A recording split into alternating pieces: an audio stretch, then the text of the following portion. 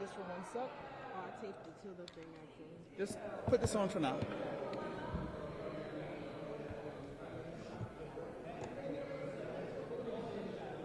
Got it.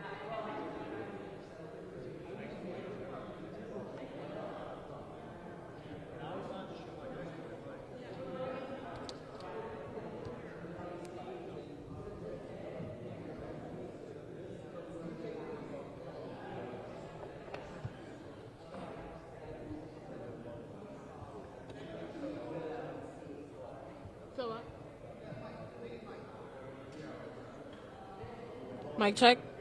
Testing, 1 2 1 2 3.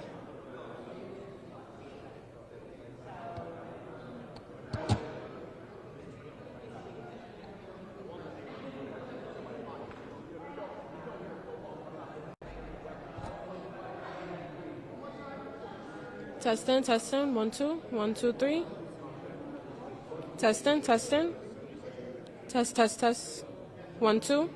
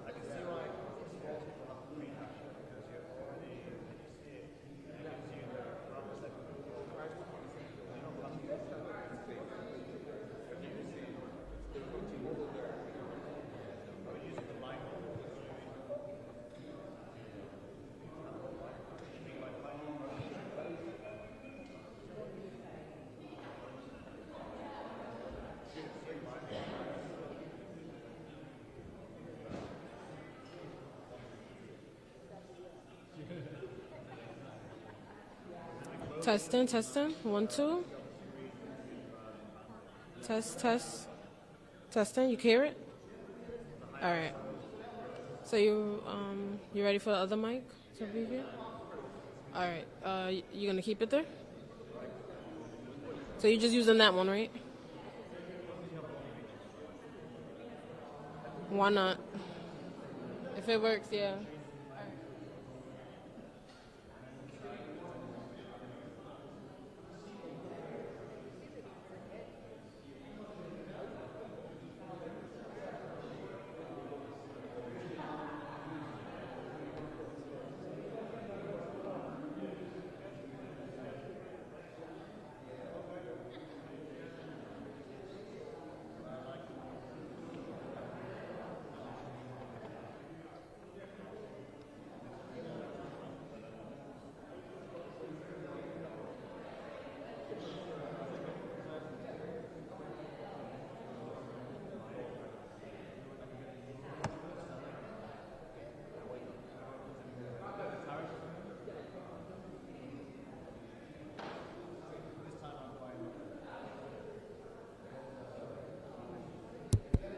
All right, this is an audio check. Check 1 2. Mic check. Oops, sorry.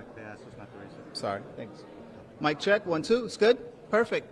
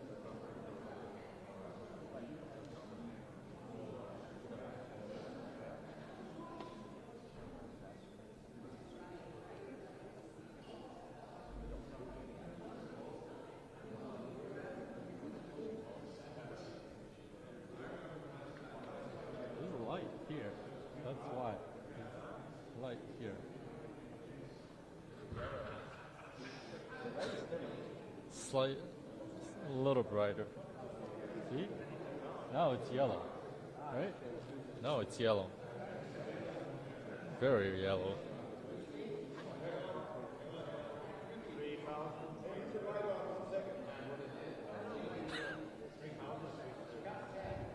Huh? 1, 2, 3, 4, 5, 6, 7, 8, 9, 10. Everyone's turning on light.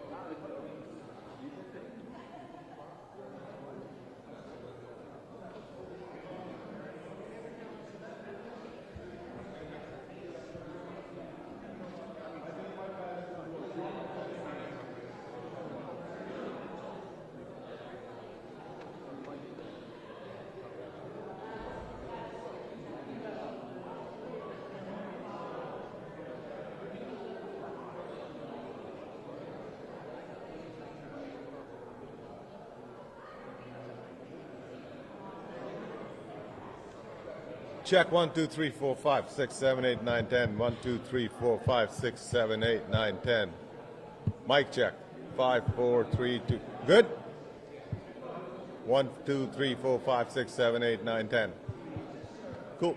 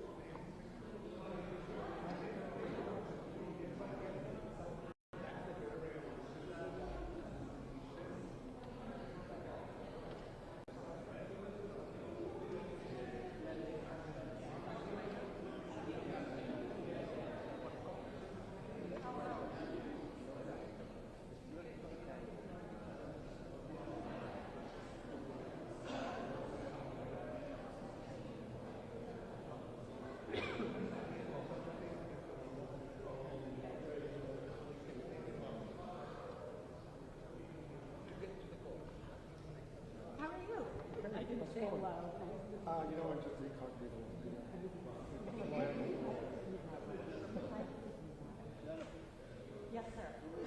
Yes.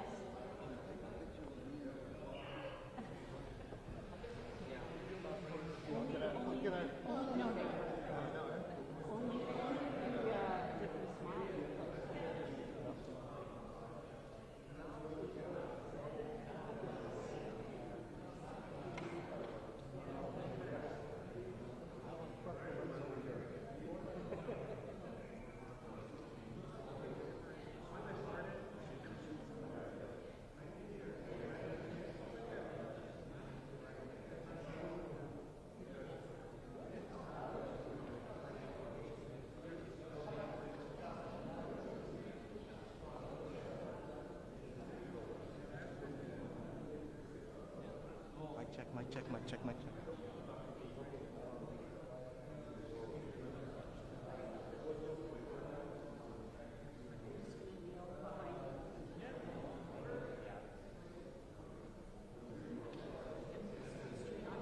Is that you? And I'll go on this side. Yep. We're behind you. Go where you want. I'll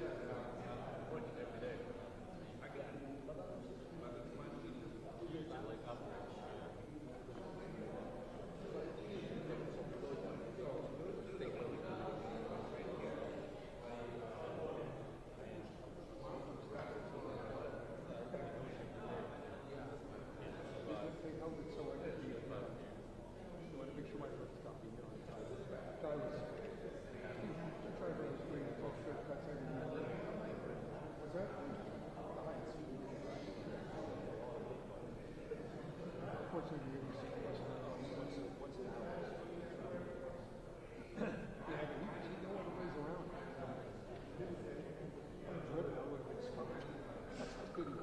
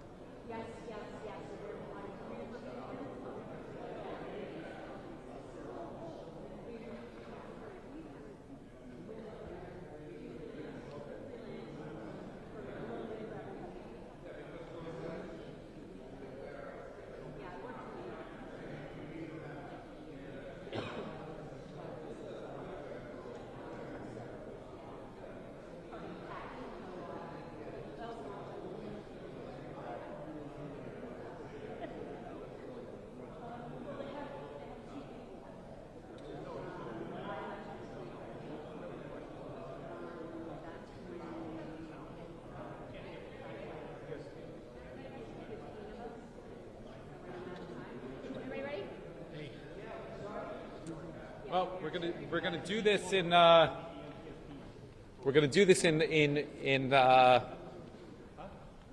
two shifts in order to make sure that we answer questions properly and there's no perception of the NTSB engaging anything in local and separations there. So we're going to just say thank you really quickly. We're going to have the NTSB come up here, brief you on where they are in the process.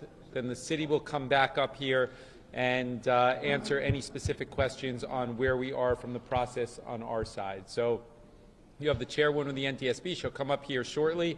She's right out there. She'll answer any questions, tell you what's going on.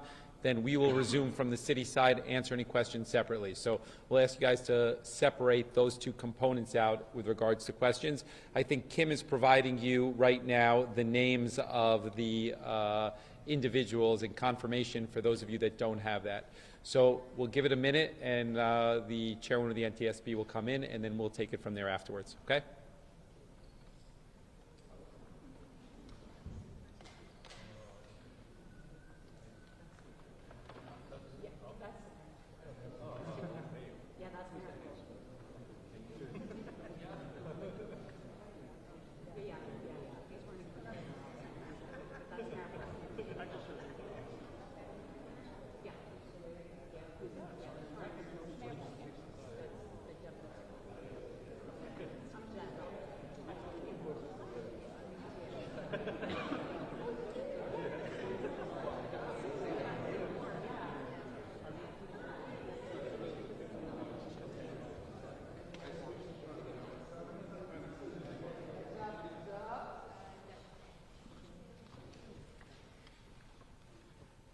Thank you for joining us.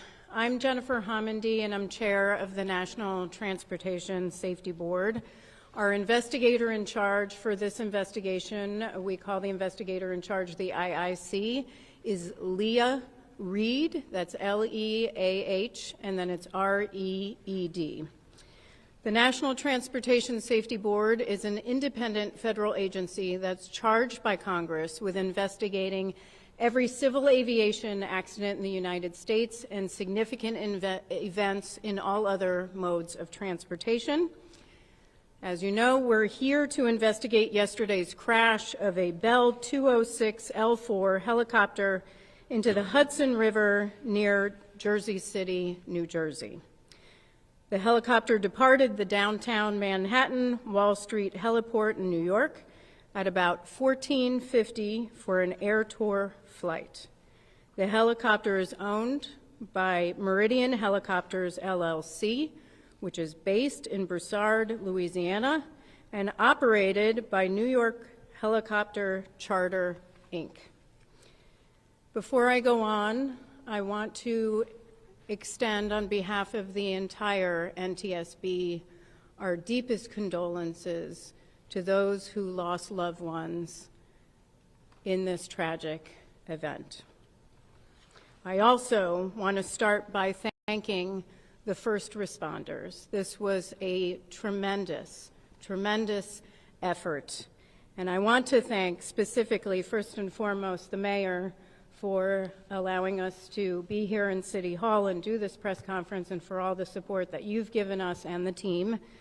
I also want to thank the Jersey City Office of Emergency Management, the Jersey City Police Department, Jersey City Fire, Jersey City EMS, Port Authority of New York and New Jersey Police Department, the New Jersey Park Police, the New Jersey Transit Police Department, Hudson County Office of Emergency Management, the NYPD Special Operations, FDNY Special Operations, New York City Office of Emergency Management, the United States Coast Guard, the Army Corps of Engineers, and so many others that we will continue to mention in our follow-up press briefings. Now, I want to set expectations for this press conference. This crash occurred yesterday at about 3:15 p.m., so we're not even 24 hours later. Rightfully, the focus yesterday was on, first and foremost, victim recovery, and then wreckage recovery. Our investigators, the NTSB, we stay out of the way. when victim recovery efforts are in process. That is first and foremost most important. Our investigation can always wait. Once that was done, we had Luke Chiata, who is our chief of our Eastern region, who lives right here in New York, on scene as part of the wreckage recovery operations. And those two were the focus for yesterday. The rest of the team began to arrive late last night, including me, and early this morning. So that means this is the first full day of our investigation. And as you can see, our investigators are out doing some of the work that I'm about to talk about in just a second. But as far as information sharing today, I am not going to share a lot of investigative information. We have a lot of information, but we do not speculate. We need to confirm information. That is a process that takes time. So I will say, you know, I understand that you have a lot of questions, and we will attempt to answer them over the coming days. A little bit about our team and our process. We have 17 people who are here on scene. That includes 10 investigators. They are supported by a minimum of 10 experts back in our headquarters in Washington, D.C. The on-scene specialists, they are experts, and they have the following specialties. Operations, they'll focus on the helicopter operator. They'll look at the owner of the helicopter itself, and they will look at pilot qualifications and other information. We have experts on helicopter airworthiness, on structures, and on systems. We also have our evidence management team here, as well as our transportation disaster assistance team, which is responsible for working with the family to get them the assistance they need throughout the course of the investigation, not just here on scene, but in the coming days, weeks, and months throughout the investigation to the issuance of our final report, and sometimes for months and years beyond. The wreckage exam began this morning. Our team, I was there, our team began pulling components and the engine off the wreckage and other components that they would like to more closely examine. Most of their focus was to turn it upright and move the helicopter or the wreckage inside so that they can begin to do a more comprehensive examination and get to the other side of the wreckage that was against the pavement. We also are aware that there are dive teams. The New York Police Department is still diving for components and pieces of the helicopter that we are still looking to recover. Those include the main rotor, the main transmission, the roof structure, and the tail structure, and we appreciate all of their hard work. And then we have a whole team that is collecting the standard information that we normally gather as part of any investigation, which includes pilot qualifications, logbooks, history of the helicopter, maintenance logs, and so forth. We do have the logbooks for the pilot. The pilot held a commercial pilot certificate with rotorcraft and instrument ratings. The pilot reported 450 hours of total flight experience on his most recent medical, which was issued on September 20th, 2024. As of March 29th, 2025, the pilot accumulated about 788 hours of total flight time. We still need to calculate flight time in that Bell helicopter, and I'll have more information on that hopefully tomorrow, because he previously was flying a Robinson 44. Now, what we are hoping is that we are able to get the public to send us any photos or video you may have, or if you want to contact us because you believe that you have information that could be pertinent to our investigation, please reach out to us, provide that information to us. We will get in contact with you at the following email address: witness@ntsb.gov. That's witness@ntsb.gov. Now, I will take some questions. Again, a reminder, I know there will be questions for very detailed investigative information. I am happy to talk about the team, their qualifications, the process. I am not going to speculate on investigative information. We are very factual, and we will provide that in due course. So I will call on you. Please state your name, your affiliation for me. Sure. It's Matthew Chase of Newsday. To the extent you're able to share this, is there a preliminary cause? I realize you gave that early talk. Is there a cause preliminarily that you can share with us? The question is there a preliminary cause? We do not have a preliminary cause. That takes time. As I stated, our team focused on helicopter airworthiness and structures and systems is at the facility with the wreckage, doing the wreckage exam. That takes time. Of course, it takes time to also gather information, records that we need to comb through, so we do not have that at this time. And just to mention, as regarding cause, we will not speculate on cause ever, but we will not be determining any sort of preliminary or probable cause at the scene of an accident. We don't do that. What we are doing here is gathering the perishable evidence, the evidence that we need to gather for our investigation. When it comes to maintenance logbooks and other materials, we can look at those materials later on. What we need to do is look at the wreckage now. We need to focus on finding some of the additional components and structures that we're looking for, conduct witness interviews, and gather the records that we need. We can review the records later, so that probable cause will not occur for quite some time. Yes, ma'am, and then we'll go here.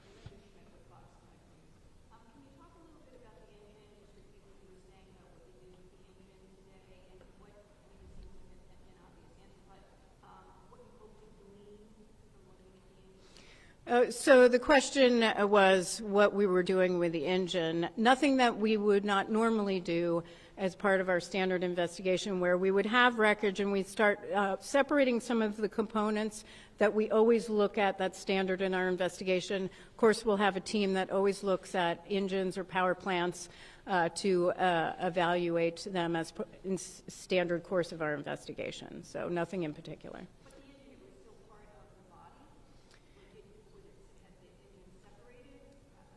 It was in the wreckage, and so we separated it from the helicopter so we could take a closer look at it in a more upright position. Yes, sir.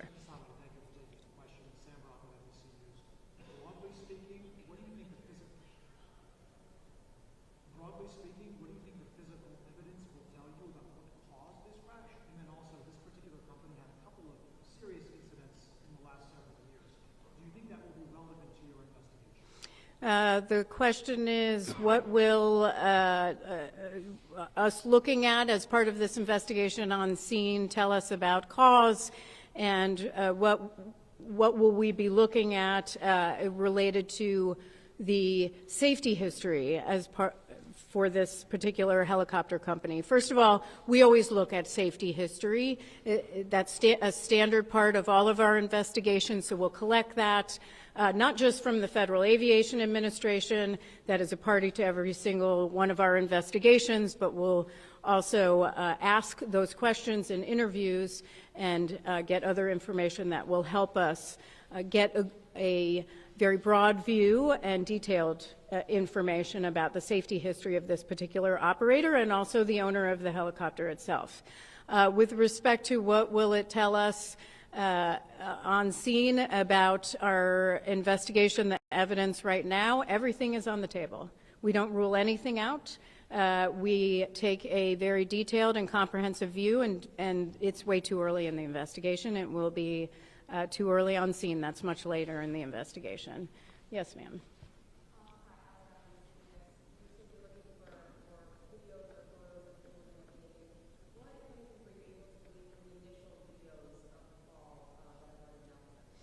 The question is, what have we been able to glean from the videos that are already circulating on social media? Those are very helpful for our investigators, certainly, but a lot of those videos are from a very far distance, and so we'll have to look at those a little bit further back at headquarters, but we're hoping to get some additional videos that provide us information. We don't know what people have recorded or taken pictures of that could be helpful in an investigation. We have found in past investigations, and I'm just thinking of one that I went to in Ketchikan, Alaska, a mid-air collision where photos from somebody who was on board one of the airplanes helped us significantly in our investigation. So it can be very key parts of our investigation. So for anyone who didn't hear my previous request, please send us any sort of videos or photos or information you'd like to share with us at witness@ntsb.gov. Yes, ma'am. I know when you do these investigations, you also come out with recommendations. I mean, knowing the history of these crashes so far, are there any thoughts that you have in terms of regulating this industry even before looking at this particular crash, based on the amount of crashes that are taking place at these sightseeing helicopters in general? There's a lot of debate on whether they should operate at all.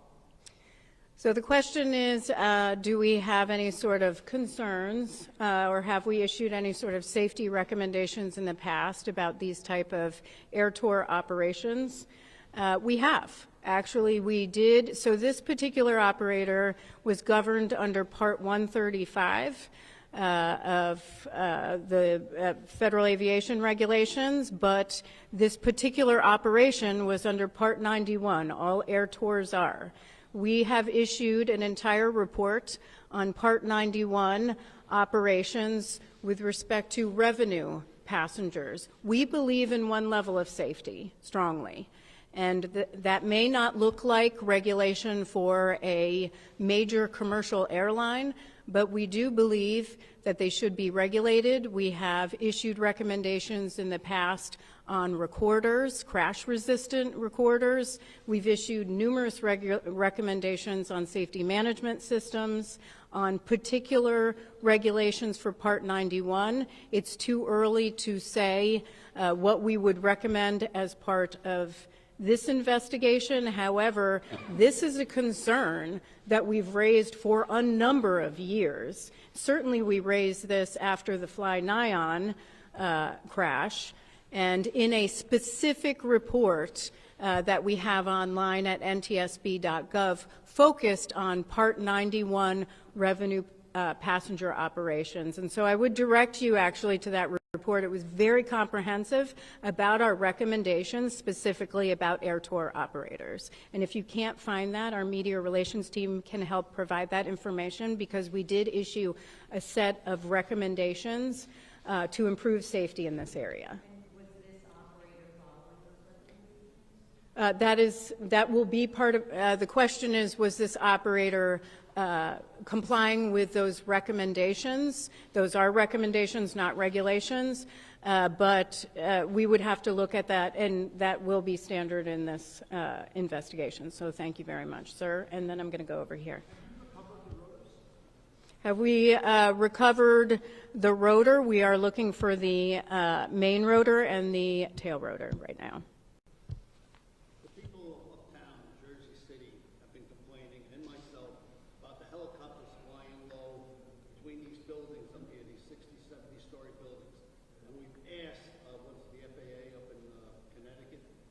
Get them the heck out of here and let them fly down the Hudson River. I'm telling you right now, if something isn't done, there's going to be a disaster where they're going to crash into one of these buildings or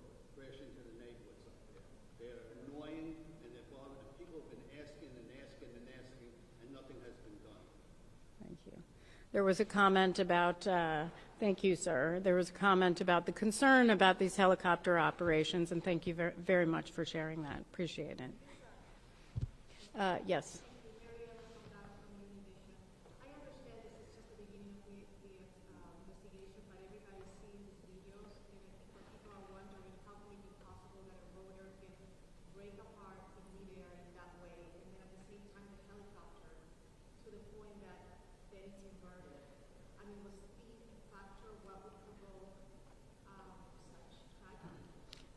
The question is, what would result? How did this essentially? How did this tragedy happen, where a helicopter would break apart in the air? I understand that is a significant concern and a question on everyone's mind. It is going to take time. We need to do a very thorough examination of the wreckage to determine what occurred first and how that occurred. Once we have that, we'll be able to release that to the public. Yes. Sure.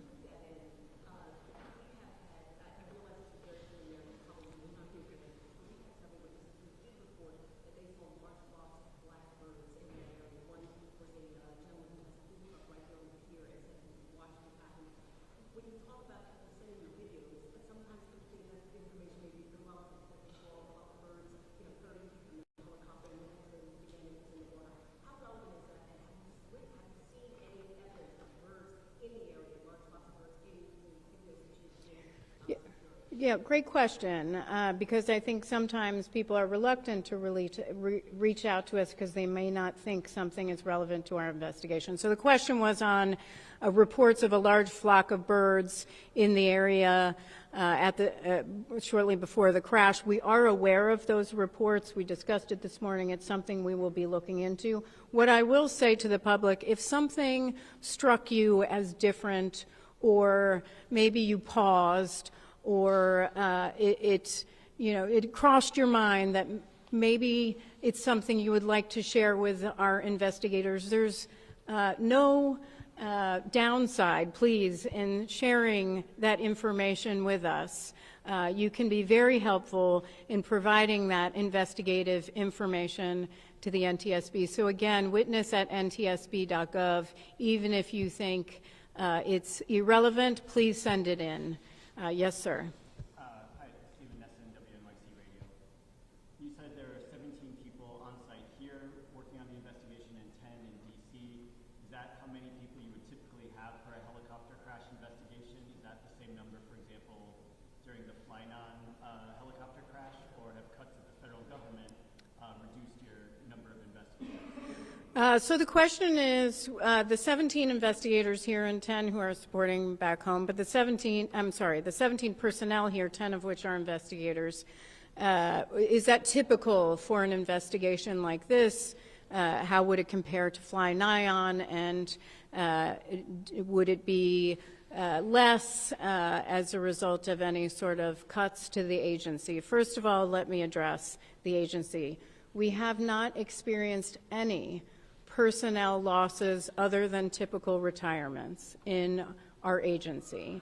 Our agency has been provided with, by the administration, thank you, an exemption from the deferred resignation program. We got a hiring exemption for several investigative positions within each of our transportation modes, so we can bring our numbers up to help us in our investigation, and that is critical. So we have not suffered in any way. With respect to comparison on Fly-Nyon, I don't know how many investigators were here on Fly-Nyon. Certainly our media team can provide that to you.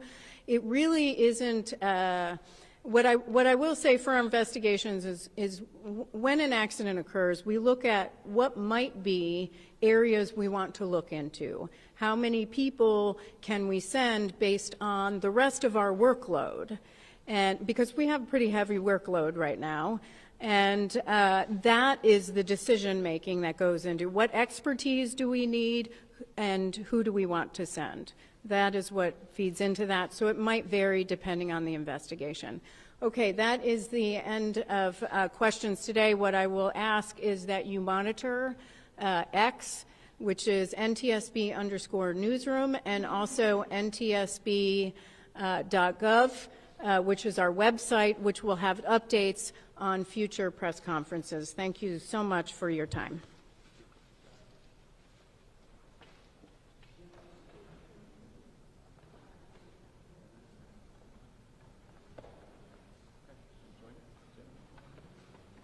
Okay.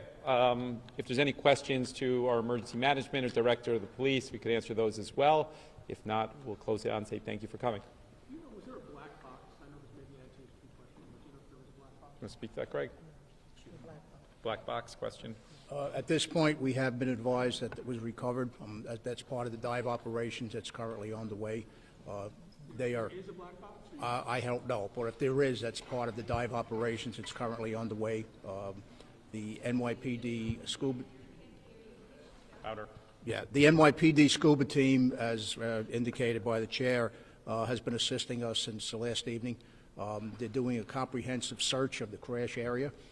If, in fact, that item is recovered, that'll be turned over as part of the evidence.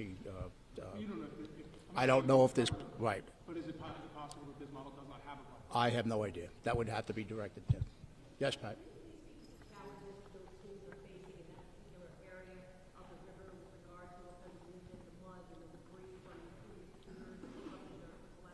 The area in question is it's about 5 feet deep where the chopper went down. It's a very rocky substance on the bottom there. So there was challenges for the scuba people to get in there. Even to this day, we were doing recovery on the pier line and the shoreline where getting a boat in that close was tough. So it was a lot of the stuff our emergency service people, people from my office were out there physically walking the shoreline recovering items. 5 feet deep, roughly. Yes.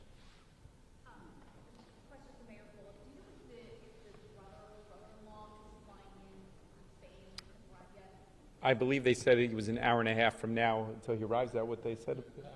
Yes, all the He was, fam. he was flying in this morning, and then they said an hour and a half from. He'll be arriving about. Yeah, in about an hour from now, he'll be arriving.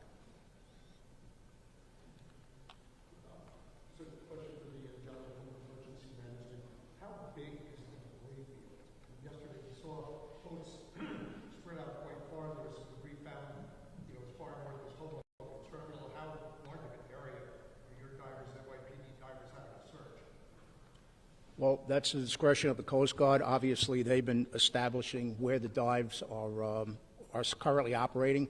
The one location that they're looking at, they've discovered some information based on sonar and things like that.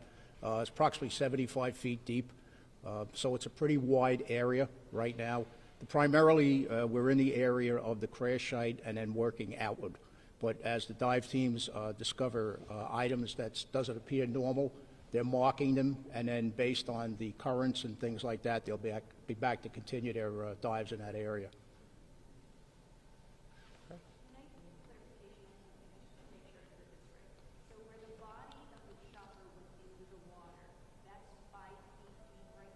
Approximately 5 feet deep.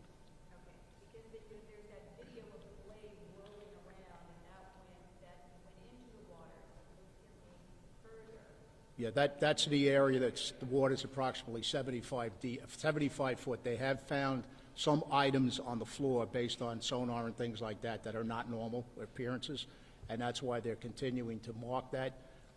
Hudson River is a very, very tough place to dive. So we're dealing with the expertise of the NYPD, and you know, they're going to make sure it's done safely, and we're going to recover what's down there. You know, it may take some time, but they're going to stay there until they have to get what they have to get. Excuse me? Visibility in the water. Very, very murky. I mean, I was there last night when they were physically removing the victims. You literally can't see a hand in front of you, but they did a phenomenal job. Okay. Forgive this ignorant question, but 75 feet deep from where? From the shoreline. Greg Kears. Greg Kears, K-I-E-R-C-E. That's not a radius, that's Straight out. straight out. Yeah. Anything else? Yeah. Mayor, can you specify asbestos possibly the Jersey, whatever location on the Jersey City side the crash occurred close to? You want to answer that, Craig, as well? You might stay with that as well. If you're familiar with the Port Authority vents down at down by the foot of 6th Street, roughly, it's adjacent right to the Port Authority vent. It's adjacent right to the Port Authority pier, where it houses the vents for the Howland Tunnel. Yes.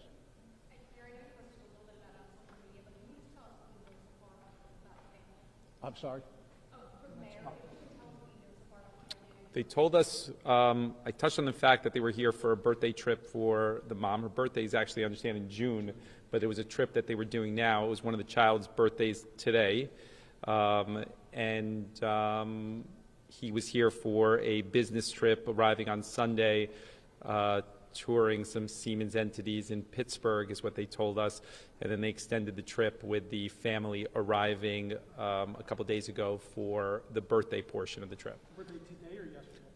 They said his birthday, or one of the child's birthday, was today, is what they said. Yeah. Excuse me? I don't know. Yeah? Just a quick question about birds. Forgive me, I'm not familiar with the birds in this area.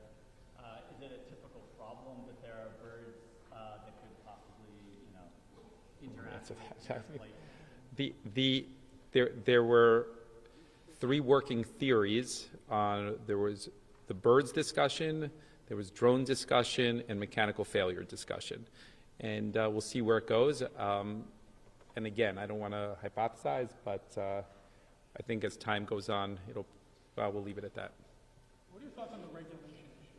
I think that you need more regulation there, and we need the FAA to restrict the tourism on the helicopter. It's a very crowded space, and those of you that aren't familiar with it, you only could go so high because you can't interfere with Newark, LaGuardia, and JFK on the commercial airline. So you have all of the news outlets, you have the transportation, you have the tourism, all in a very, very tight space that can't go above a certain elevation. So it is very congested, and it's a very, very congested space on the ground. So it's dangerous, and as he said, had it been 50 feet more towards the shoreline, it would have landed on a walkway that is highly trafficked and not far from a playground over there close to Newport, and it's another 100 feet. It could have been in the middle of Newport Parkway. So it's a very dangerous situation. You want the bathroom? Yeah, I think that you need to be practical about it. Post 9/11, there was restrictions, and it seemed like it worked okay. And then over time, we've brought back those restrictions and more traffic. That helicopter did multiple tours that day already. They are very busy operators, and that probably is going to lead to questions around maintenance and all of those sort of things. And by the time it's resolved, the world will stop watching this, unfortunately, because it takes the NTSB a lot of time to get to a resolution. But there's going to be a lot of questions on how those tourist operators work, and I think there's reason to be concerned over it. Hi, Mayor. Agustin Escobar. The pilot has been ID'd as a Yeah. Navy SEAL vet, and I was just wondering if you've been in contact with his family. They told us I have not. He's been in contact. The mother is in Utah. And he's a veteran and African-American male, 36 years old? Yes, 36 years old. Yeah. For clarification purposes, Mr. Mayor, for your division, we understand there were 3 children. Can you clarify the ages? Do you have the exact ages? Kim, when we're done, Kim will give you the exact ages. Kim will come up at the end and give you the exact ages. She'll give you that information. She'll give you that. Anything else before we wrap it up? Yes. I mean, look, you have these operators saying a lot of different things. I think a reasonable person would come to the conclusion that if you're a pilot and you're going on a trip, you would recognize whether you have fuel or you don't have fuel in that helicopter was used on multiple trips earlier in that day. So I would likely rule that out. I'm going to go with the hypothesis that that's probably not going to end up being the outcome on this. Have you worked with the family in Spain? We spoke today to the executives. I did to the executives at Siemens, and they flew out last night, And the one that flew out actually has a close family relationship with the deceased. They would vacation together, so there's familiarity there. He was facilitating conversations with the consulate in order to facilitate the release of the bodies to bring them back to Spain. And then, as we said earlier, family members should be arriving in an hour or so. You said the brother-in-law. Kim will give you the pilot's name and the ages. Brother-in-law, you said? Yeah, I believe it was the wife's brother. Yeah. Another question for your emergency manager, folks. Greg. Items the divers are looking for, does that aircraft have a black box? Are you looking for that? Whatever items, as I say, I'm not familiar with whether there's a black box or not on that type of an aircraft. What they are looking for now in particular was the transmission, the rotors, and other associated items associated with the actual engine and things like that. When the chopper was taken up, it was very, very seriously damaged. So as the NTSB chair had said, it was delivered to the Army Corps of Engineers via boat. And this morning they were over there for